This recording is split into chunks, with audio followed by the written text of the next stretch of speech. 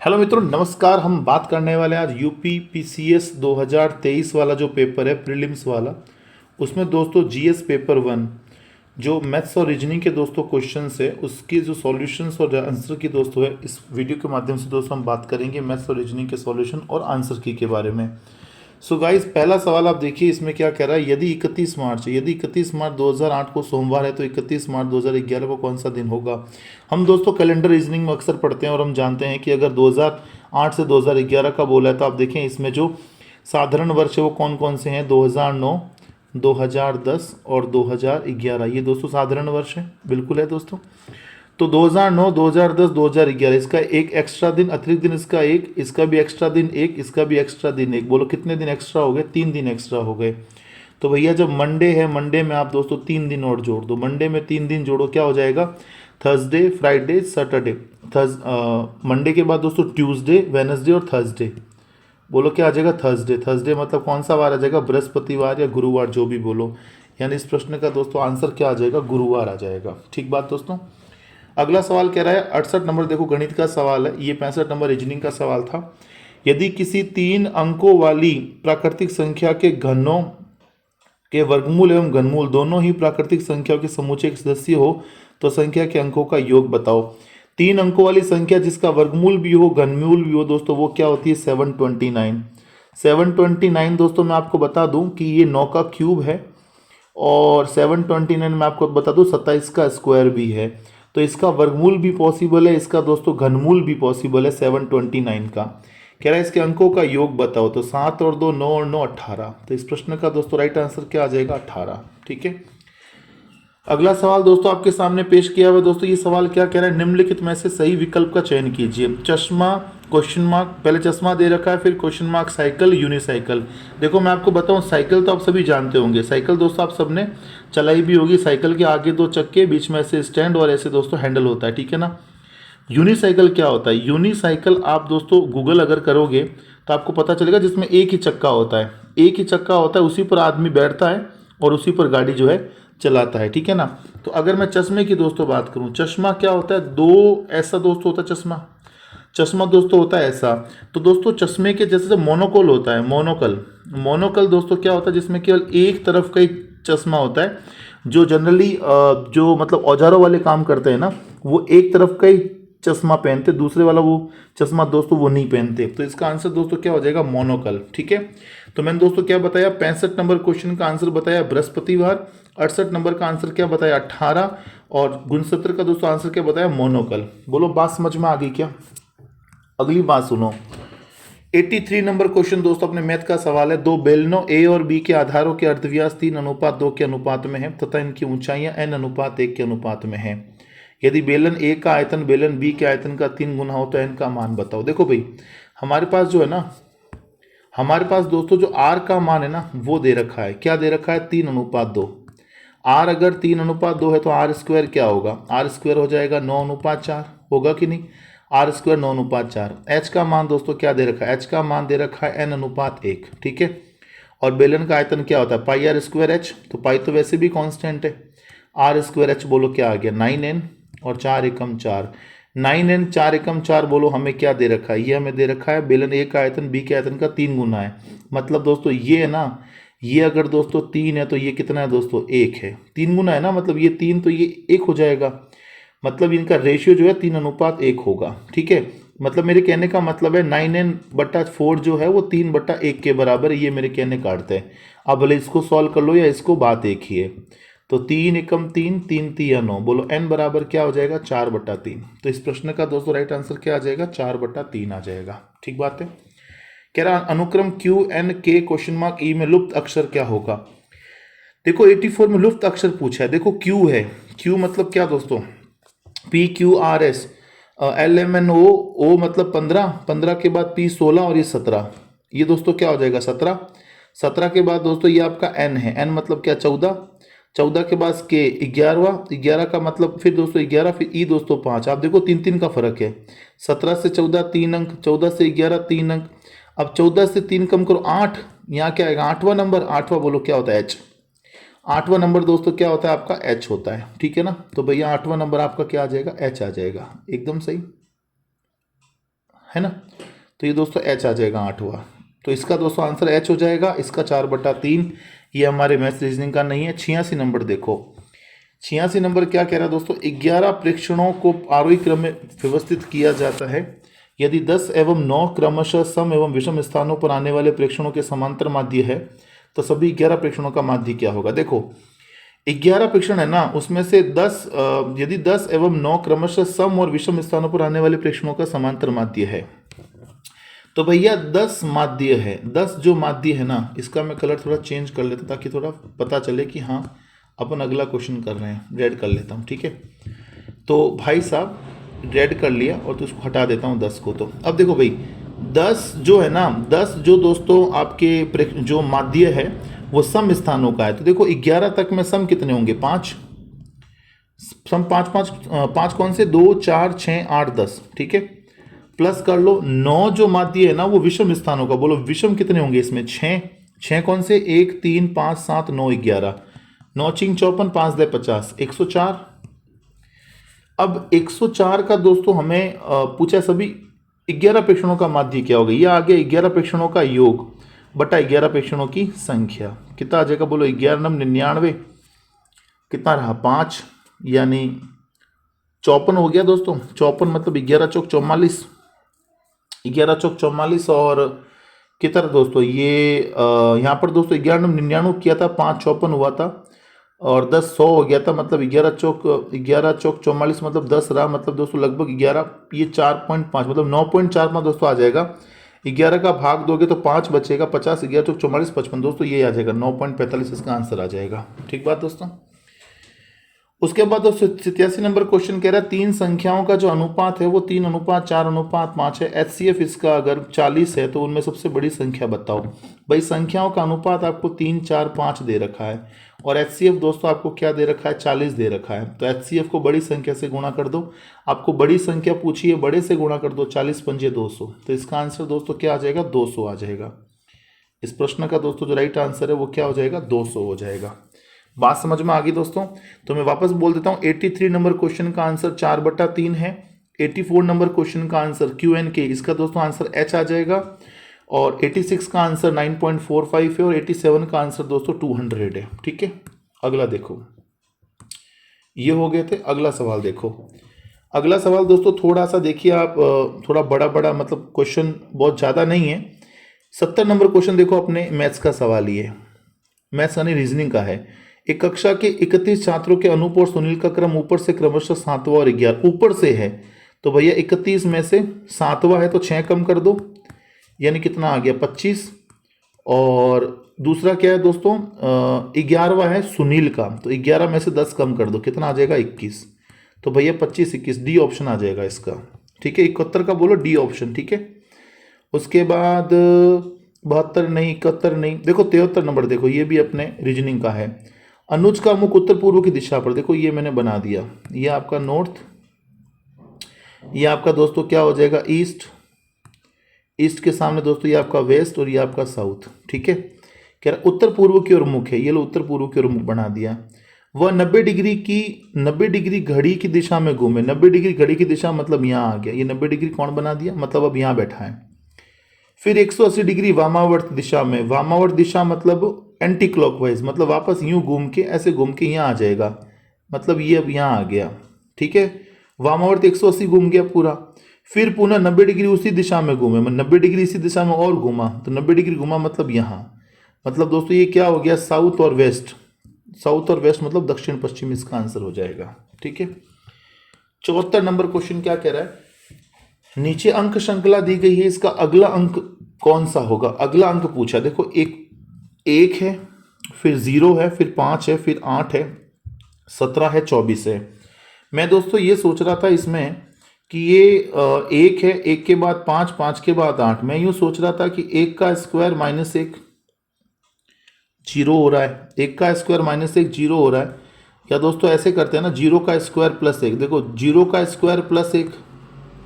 पर देखो अपना ना ये इसमें देखो एक बात है ना, गौर करने वाली बात सुनो, मैं आपको बताता हूँ गौर करने वाली बात क्या है। मैं यूँ सोच रहा था, देखो ये 1 है, 0 है, ये 5 है, ये 8 है, ये 17 है, ये 24 है। आगे वाला अंक पूछा, देखो ये 1 3 5 7, हमें दोस्तों विषम वाले से मतलब है, ठीक है। तो इसको मैं लिख सकता हूं ऐसे, 0 का स्क्वायर प्लस 1, 2 का स्क्वायर प्लस 1, 4 का स्क्वायर प्लस 1 और ये 6 का स्क्वायर प्लस 1, मतलब 36 और 1 37। 37 इस प्रश्न का दोस्तों राइट आंसर हो जाएगा 37, ठीक है दोस्तों। अगला दोस्तों सवाल क्या कह रहा है दोस्तों, 77 नंबर सवाल देखो। शंकु के आधार का क्षेत्रफल 100% बढ़ा दिया जाए, आयतन में वृद्धि बताओ। भाई आयतन का फॉर्मूला हम सभी जानते हैं। आयतन का फॉर्मूला क्या होता है? आयतन का फॉर्मूला होता है आधार का क्षेत्रफल इंटू ऊंचाई, ठीक है। अब अगर आप आधार के क्षेत्रफल को 100% बढ़ा रहे हो ना, अगर आधार के क्षेत्रफल को 100% बढ़ा रहे हो तो आपका आयतन 100% बढ़ जाएगा। बस इतनी सी दोस्तों बात है, आंसर आ जाएगा 100%। ऊंचाई में कुछ भी परिवर्तन नहीं है तो भाई ये आप 100% बढ़ाओगे तो आयतन कितना बढ़ जाएगा? 100%। तो आयतन क्या आ जाएगा? 100।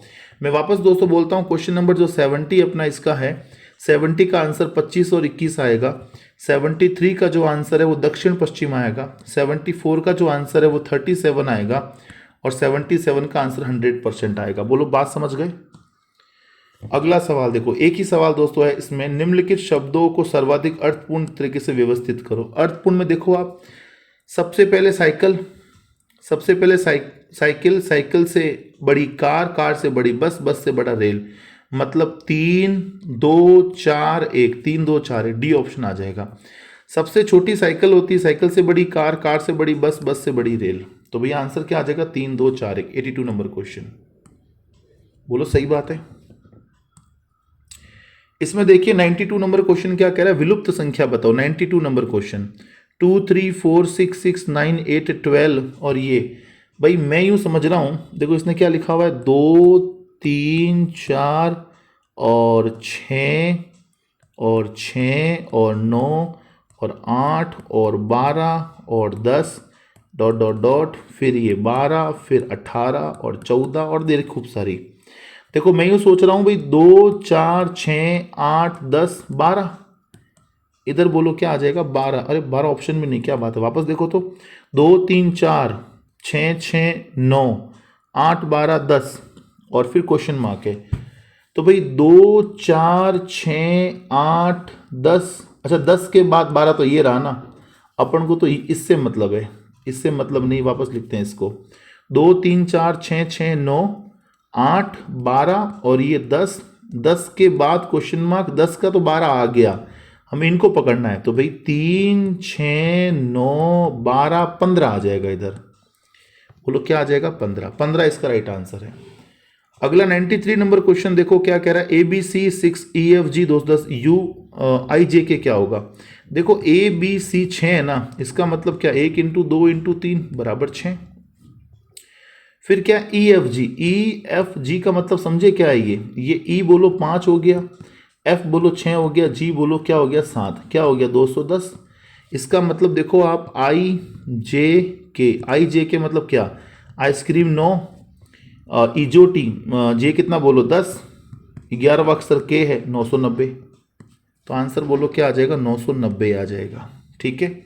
दिए गए विकल्पों में 94 नंबर, दिए गए विकल्पों में विषम चुनिए। विषम दोनों इसमें तो चुनना होगा। देखो F R H T, F R H T गिनो कितना? एफ मतलब 6, आर मतलब कितना बोलो? P Q R, P Q R 18, 18 का राजा, 17 की रानी, 18 का राजा, एच हेट 8, टी 20। इनको जोड़ोगे सारे के सारे सम आएंगे, सबके सब सम में तो सम ही आएगा। जे ओ के क्यू, इजोटी, इजोटी मतलब देखो ये 10, 10 के बाद दोस्तों ओ क्या हो गया? इजोटी 15, फिर के 11वां अक्षर के है, 17 की रानी। देखो ये ना 10 10 और 10 20 5 25 26, 25 और ये 11 36, 36 और 10 46 और 7 53, 53 आया। मतलब दोस्तों ये क्या आ रहा है? विषम आ रहा है, ठीक है। आगे देखो तो ए एक्स सी जे, ए एक्स सी जे मतलब ए 1 हो गया, ए 1 हो गया, एक्स कितना हो गया? 24 हो गया, 24 25 26 24 हो गया, ये 3 हो गया और जेड है, जेड का मतलब 26। देखो 3 और 1 4 और ये सम और ये सम, बोलो ये क्या आएंगे? सबके सब सम ही आएंगे, ठीक है। T B V D, T B V D, तो टी मतलब T20, बी 2, वी विक्ट्री 22 और डी बोलो कितना 4। देखो सब सब सम है तो सम आएंगे। केवल एक ही दोस्तों विषम है और वो दोस्तों कौन सा है, JOKQ, मतलब बी ऑप्शन दोस्तों इसका आ जाएगा। ठीक है, अगला है दोस्तों 96 नंबर क्वेश्चन। 96 नंबर क्वेश्चन दोस्तों क्या कह रहा है, यदि दो बहुपदों के LCM और HCF क्रमशः x+1 x² + 6x + 8 और तथा x+1 है, तो उनमें से एक बहुपद x² + 5x + 6 हो तो दूसरा बहुपद बताओ क्या होगा। देखो मैं इसको दोस्तों हटाना चाहूँगा क्योंकि दोस्तों मुझे वापस सबके दोस्तों हल भी करने हैं, तो दोस्तों ये मैं यहाँ पर लिखना मुझे ज़रूरी हो जाएगा। देखो मैं 96 की बात कर रहा हूँ। 96 में क्या था, दो बहुपद x+, देखो मेरी बात सुनो, आप क्या करें LCM बटा HCF कर लो तो संख्याओं के अनुपात आ जाएगा। LCM बोलो क्या है, x+1 और x² + 6x + 8, ये आपका LCM। और HCF बोलो क्या, x+1, ये सही है, कट गया, x² + 6x + 8, इसके टुकड़े कर लो आप। टुकड़े बोलो क्या हो जाएंगे, 4 और 2, 4 और 4 दूनी 8, 4 और 4 2 6, मतलब x+4 और x+2, टुकड़े हो गए x+4 x+2। अब उसमें से ये कह रहा है कि x+1 अपने पास HCF है, HCF अपने पास x+1 है, तो भैया HCF x+1 है ना, तो संख्या एक तो ये हो जाएगी और एक संख्या ये हो जाएगी, यानी x+1 x+2, एक संख्या तो ये है, x+1 x+4, एक संख्या ये है। देखो ये तो हो जाएगा x² + 3x + 2 और ये हो जाएगा x² + 5x + 4। हमें कह रहा है एक संख्या x² + 5x + 4 तो है, दूसरी संख्या बताओ, बोल दूसरी क्या आएगी, x² + 3x + 2, मतलब दोस्तों ए ऑप्शन आ जाएगा। ये दोस्तों थोड़ा सा बढ़िया सवाल था LCM HCF का, बहुत शानदार सवाल था। अभी दोस्तों केवल पेपर सॉल्व हो रहा है इसलिए दोस्तों ज़्यादा एक्सप्लेन करना पॉसिबल नहीं है, आप समझ लीजिए x² + 3x + 2 इसका आंसर आ जाएगा। ठीक बात है मित्रों, ये थोड़ा दोस्तों क्या पढ़ना पड़ेगा दोस्तों, ये सारी चीज़ें दोस्तों पढ़ेंगे ना ढंग से बैठ के, तब दोस्तों ये सब चीज़ें सब समझ में आ जाएगी।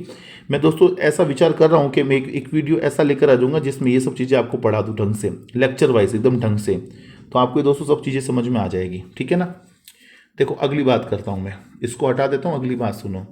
कह रहा जो संबंध 6 तथा 16 में है वही संबंध 12 किस में है। देखो मैं सोच रहा हूँ कि 6 × 3 - 2 किया, सॉरी 6 × 36 -2 किया, 6 × 36, 36 में 2 गया 34। अच्छा 6 का संबंध 16 से है, ओके 6 का संबंध दोस्तों 16 से है, तो 6 × 3 - 2 16 आया, तो वैसे ही 12 × 3 - 2, 12 × 36 - 2 34 हो जाएगा, 34 इज द राइट आंसर। ठीक है, अगला है दिए गए विकल्पों में संख्या का चयन कीजिए, संबंधित संख्या का चयन कीजिए। भाई 4 कह रहा है 17 है, तो पूछ रहा है कि 7 बताओ किसके बराबर। भाई ये क्या है, 4 चौक 16 + 1, मतलब 4 का स्क्वायर प्लस 1 है ना 17, तो यहाँ हो जाएगा 7 का स्क्वायर + 1 × 50 + 1, बोलो कितना आ जाएगा 50, तो 50 इसका राइट आंसर हो जाएगा। बोलो ठीक बात है।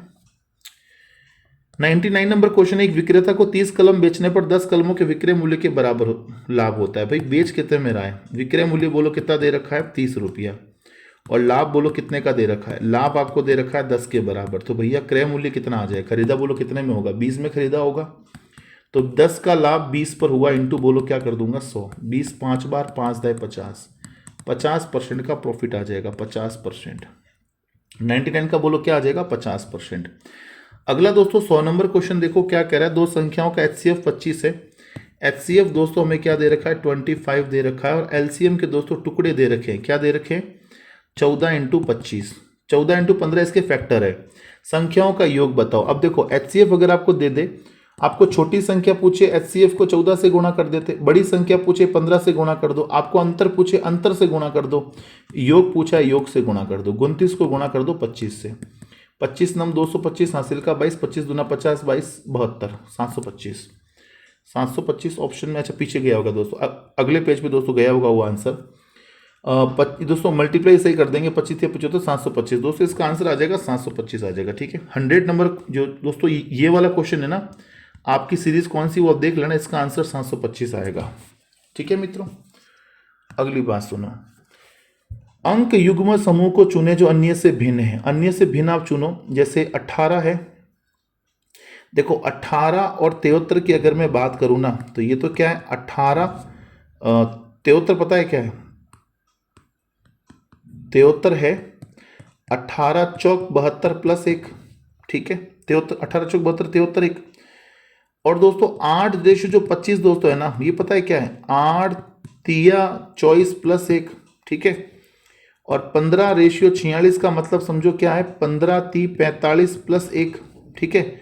और 22:67 का मतलब क्या है, 22 तिया 66 प्लस 1। इसका मतलब देखो सारे तिया तिया तिया पर ये चौक है, मतलब ये 1873 इज द राइट आंसर, अन्य से भिन्न है। 51 नंबर क्वेश्चन दोस्तों क्या कह रहा है, ए प्लस बी बराबर A by B plus B by A है। तो मेरी बात समझो, आप अगर a बराबर 1 और b बराबर 1 रख लेते, मामला सेट है। देख लो, आप रख के देख लो, a प्लस 1, 1/1 प्लस 1/1, देखो 1 और 1 2 और 1 और 1 बोलो क्या हो जाएगा 2। मतलब ये इक्वेशन a बराबर 1 और b बराबर 1 पर सेटिस्फाई हो रही है। तो यही वैल्यू आप यहाँ रख दीजिए, a square plus b square में 1 का स्क्वायर 1 प्लस 1 का स्क्वायर 1 बोले क्या हो जाएगा 2। 2 इज द राइट आंसर। बोलो सही बात है। अगला यदि दोस्तों ये 50 नंबर हो गया, 51 हो गया, 52 देखो, एक्स आदमी एक काम को 40 दिन में पूरा करते हैं, 5 एक्स्ट्रा व्यक्ति लगाने पर 10 दिनों की बचत होती है, 30 आदमी काम कितने दिन में करेंगे। हम एक फॉर्मूला जानते हैं ना, M1D1 बराबर M2D2, जानते हैं कि नहीं, बिल्कुल जानते हैं। M1 क्या दे रखा है, एक्स आदमी 40 दिन, एक्स आदमी 40 दिन में काम करते हैं और 5 व्यक्ति एक्स्ट्रा लगाए जाए, यानी x प्लस 5 आदमी अगर लगाए जाए तो काम 10 दिनों की बचत होती है, मतलब 30 दिन में काम नहीं की। 0 से 0 कट गया, 4x बराबर ये कितना है 3x प्लस 5 3 15, तो 4x में 3x गया, x बराबर 15, x का मान 15 आ गया। 30 आदमी कितने दिन में करेंगे भाई, 15 इंटू 40, 15 दिन, 15 आदमी कोई काम 40 दिन में कर सकते थे, वही काम 30 आदमी कितने दिन में करेंगे ये पूछा है। तो 15 दूना 30, 2 के पहाड़े 20, मतलब दोस्तों 20 आदमी 20 दिन में करेंगे ये काम। आंसर दोस्तों क्या आ जाएगा, 20 दिन आ जाएगा। ठीक बात है।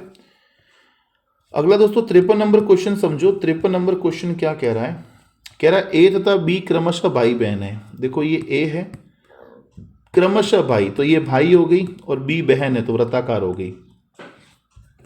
सी ए का पिता है, सी दोस्तों ए का क्या है, पिता है, सी ए का पिता बना दिया।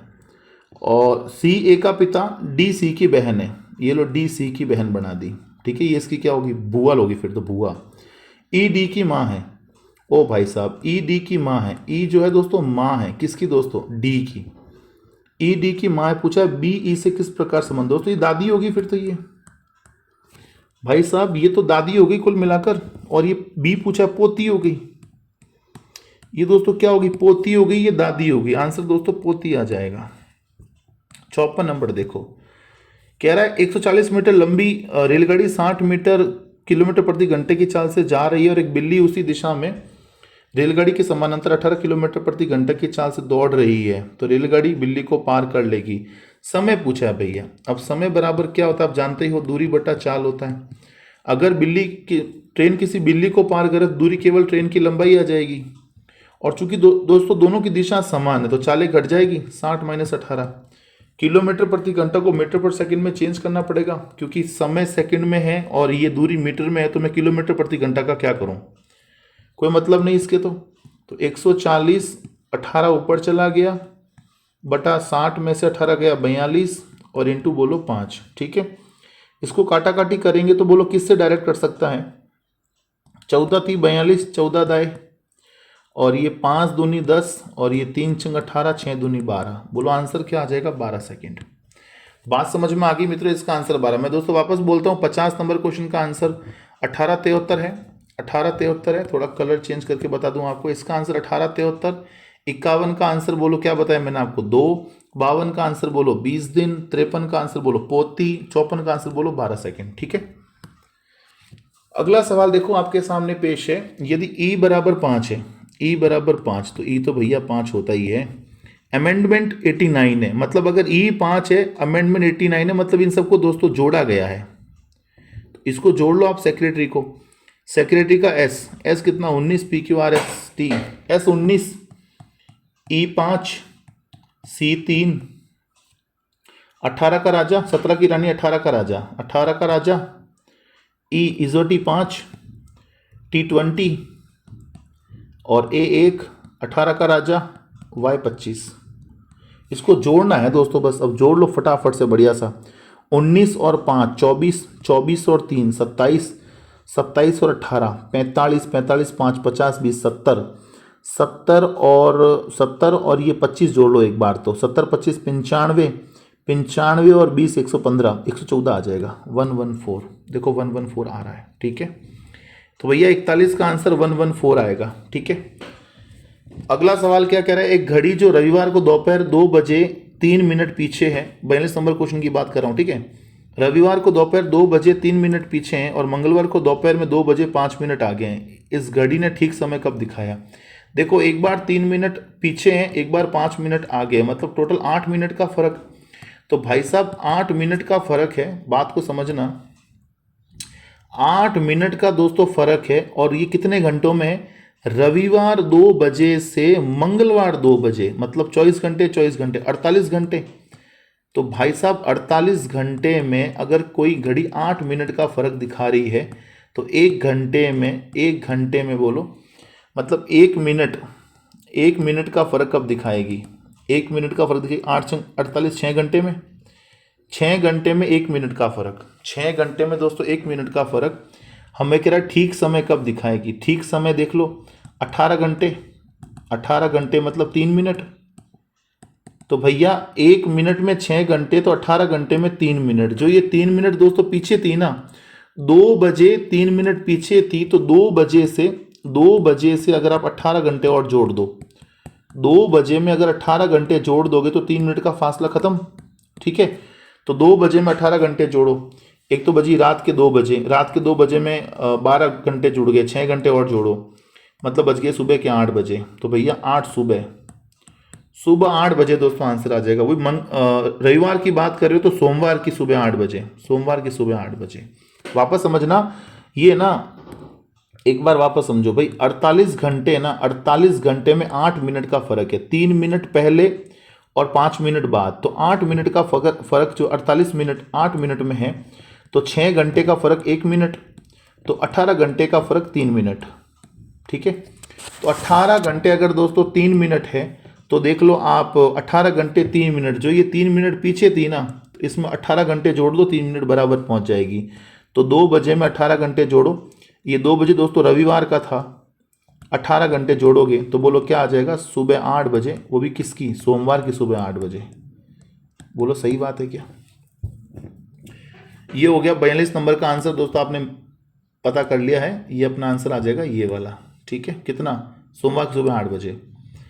43 नंबर क्वेश्चन देखो क्या कह रहा है। 43 नंबर क्वेश्चन कह रहा है, यदि किसी 43 नंबर क्वेश्चन, यदि किसी कोड भाषा में LC को 6 और TE को 10, तो कह रहा है PD बताओ। भाई LC 6 क्यों भाई, L कितना है, प्यार करके 12 बज गई, और ये 3, LC 12 और 3 है, और ये T20 E 5, इजोटी 5। अब आप ये समझो कि ये 12 का आधा 6, 20 का आधा 10, 20 का आधा 10, 12 का आधा 6। हमें पूछा है PD बताओ, P कितना होता है 16, 16 का आधा बोलो, 16 का आधा 8, तो PD बोलो 8 हो जाएगा, ठीक है। 44 नंबर है, बेलन की त्रिज्या 25% की वृद्धि कर दी जाए तो ऊंचाई को कितने प्रतिशत घटाया जाए जिससे बेलन का आयतन अपरिवर्तित रहे। भाई आप जो है ना R 25% की वृद्धि कर रहे हो, 25% की वृद्धि करने का मतलब 1/4, मतलब आप R को जो है 4 से 5 कर रहे हो। त्रिज्या अगर 4 से 5 कर रहे हो, मतलब क्षेत्रफल 16 से 25 बढ़ जाएगा। अब कह रहा है ऊंचाई में कितनी कमी करे, बोलो ऊंचाई में कितनी कम करोगे, 9 की कमी करोगे। तो कम की बात करें, नीचे ज़्यादा वाला आ जाएगा, इंटू 100, 25 चौक 100, 9 चौक 36, 36% कमी कर लो दोस्तों, आपका आयतन अपरिवर्तित रहेगा। क्योंकि दोस्तों आयतन मानो या क्षेत्रफल मानो, देखो मान लेते हैं ये आयतन 16 से 25 हो गया, भाई त्रिज्या बढ़ाने के कारण आयतन 16 से 25 हो गया। अब ये कह रहा है कि जो आयतन है वापस मेरा 16 का 16 रहे, तो हाइट कितनी कम करो, तो भैया हाइट कितनी कम करनी पड़ेगी, 9 हाइट कम करनी पड़ेगी। और कम की बात करें तो नीचे ज़्यादा वाला इंटू 100, आंसर बोलो 36 आ जाएगा, ठीक है। अगला है, आयत चित्र निम्न में से किसके निर्धारण में सहायता करता है, दोस्तों बहुलक के निर्धारण में सहायता करता है। ये आवर्ती वक्र बताता है बहुलक, तो भैया ये जो है बहुलक के लिए काम आता है। 46 नंबर क्वेश्चन देखो, 46 नंबर क्वेश्चन क्या कह रहा है,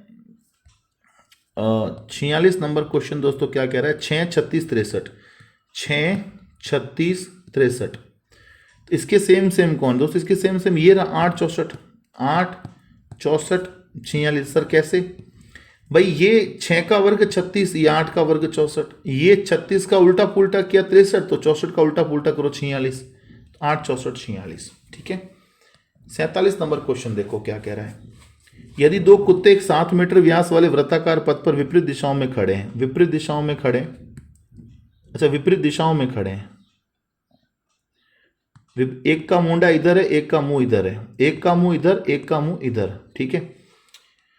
विपरीत दिशाओं में 2.5 मीटर और 3 मीटर पर सेकंड गति दौड़ना प्रारंभ करते हैं। आपस में अधिकतम दूर होने में कितना समय? अधिकतम दूर बोलो यहां तक, अधिकतम दूरी मतलब ये यहां तक पहुंचे और ये यहां तक पहुंचे, और आगे चले दोस्तों दूरी धीरे धीरे कम हो जाएगी। और भाई ये दूरी है ना, अधिकतम दूरी है, मैक्सिमम दूरी, ये डिस्टेंस मैक्सिमम दूरी है, मतलब अर्ध परिमाप, मतलब दोस्तों अर्ध परिमाप। और अर्ध परिमाप बोलो क्या होता है? पाई आर, अर्ध परिमाप पाई आर। तो 22/7 बोलो आर कितना है? आर है इसका 7 मीटर व्यास है, तो त्रिज्या 7/2, 7 से 7 गया, 2 से 11 बार, मतलब 11 मीटर की दूरी तय करनी है। 11 मीटर की दूरी बोलो क्या? एक है 2.5 मीटर पर सेकंड, एक 3 मीटर पर सेकंड। दोस्तों विपरीत दिशा है, मतलब 40 जुड़ जाएगी, 2.5 + 3 यानी 11/5.5, 11/5.5 मतलब 2 सेकंड। 2 सेकंड में दोस्तों इसका आंसर है, 2 सेकंड में ये मैक्सिमम दूरी पर पहुंच जाएंगे।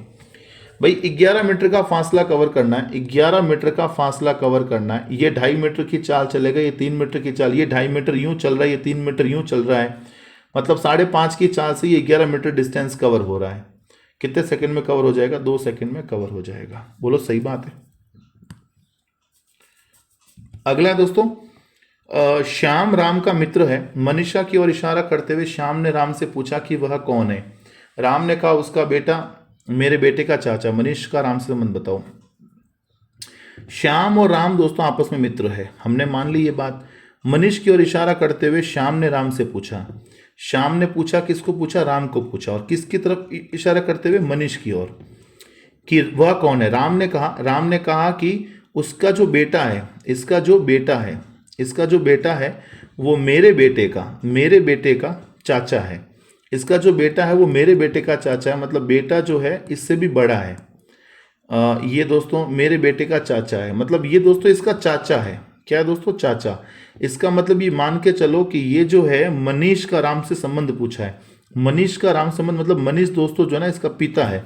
एक काम करता हूँ मैं इसको थोड़ा अलग से बनाता हूँ। ये श्याम ने राम को बोला कि ये मनीष यहाँ बैठाते मनीष को एक बार, ठीक है।